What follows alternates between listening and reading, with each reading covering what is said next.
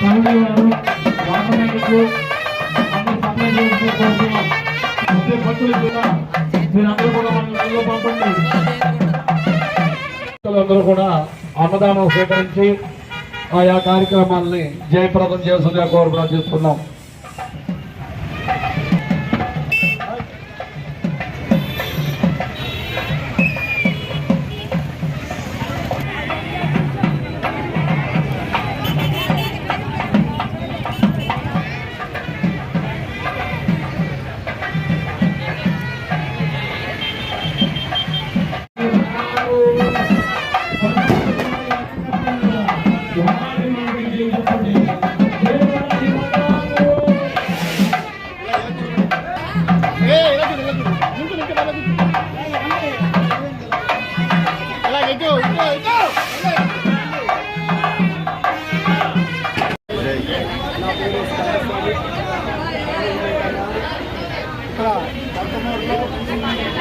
అమ్మవారు జరగటం అంతా కూడా చాలా ఈ రాష్ట్ర సౌభాగ్యంగా మేము భావిస్తున్నాం.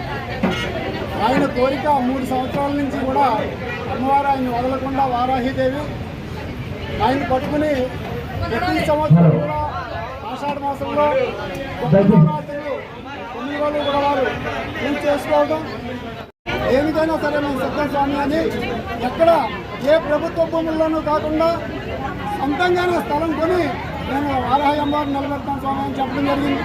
అనుకోకుండా రోడ్డు మీద మెయిన్ రోడ్డు మీద అందరికీ కూడా అనుకూలంగా ఉండే విధంగా అమ్మవారు ఈ స్థలాన్ని వారికి కొనే విధంగా చేయడం, అలాగే అమ్మవారి కోటతోటి 41 రోజులు మండలం దీక్ష చేస్తూనే అమ్మవారి గుడి నిర్మాణం అవడం, ఉన్నటువంటి అమ్మవారు ఇక్కడికి వేం చేయడం మా కొంతమూరు అదృష్టంగా మేము భావిస్తున్నాం.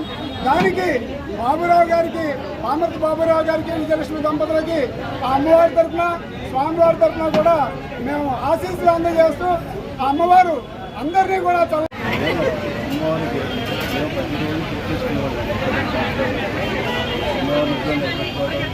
ప్రతిరోజు అమ్మవారికి ఇష్టమైంది